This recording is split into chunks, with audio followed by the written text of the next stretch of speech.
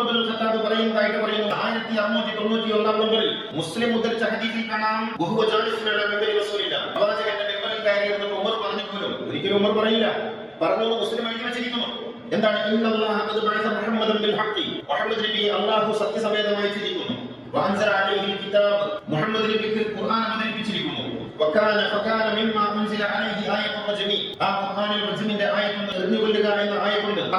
ഞങ്ങളത് ഓതിയിട്ടുണ്ട്. ഫറജമ റസൂലുള്ളാഹി വറജൽനാഹു ബഅദഹു, അതനുസരിച്ച് പ്രവാചകൻ എറിഞ്ഞു കൊന്നിട്ടുണ്ട്, ഞങ്ങളും എറിഞ്ഞു കൊന്നിട്ടുണ്ട്.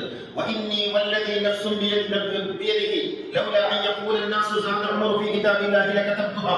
ജനങ്ങളെ പഠിച്ചിട്ടാണ് ഞാൻ ആ ആയത്ത് ഖുർആനിൽ എഴുതി ചേർക്കാത്തത്. യഥാർത്ഥത്തിൽ അങ്ങനെ ഒരു ആയത്തുണ്ടായിരുന്നു, അതിപ്പോ ഖുർആനിൽ കാണുന്നില്ല എന്ന് ഉമർ പറഞ്ഞു എന്ന് മുസ്ലിമിൽ എഴുതി ചേർത്തിരിക്കുന്നു. അപ്പൊ ഏത് ഖുർആനാ ശരി? പണ്ട് ഖുർആനിൽ ഒരു ആയത്തുണ്ടായിരുന്നുവെന്നും ആ ആയത്ത് മാഞ്ഞുപോയെന്നും ഇല്ലാതായിപ്പോയെന്നും എനിക്ക് എഴുതി ചേർക്കാൻ ബുദ്ധിയുണ്ടെന്നും ഉമർ പറയുന്നതായിട്ട് മെമ്പറിൽ, പ്രവാചകന്റെ മെമ്പറിൽ ഇരുന്ന് ഖുത്ബ നടത്തുമ്പോൾ പറയുന്നതായിട്ട് മുസ്ലിം 1691. ഈ പുരോഹിതന്മാരെ അനുധാവനം ചെയ്യുന്ന ജനങ്ങൾ അവരോട് ചോദിക്കണം, അങ്ങനെ ഒരു ആയത്ത് ഖുർആനിൽ നഷ്ടപ്പെട്ടു പോയിട്ടുണ്ടെങ്കിൽ ഖുർആൻ അപൂർണമല്ലേ എന്നുള്ളത്. ഇത് വിശ്വസിക്കുന്നവർ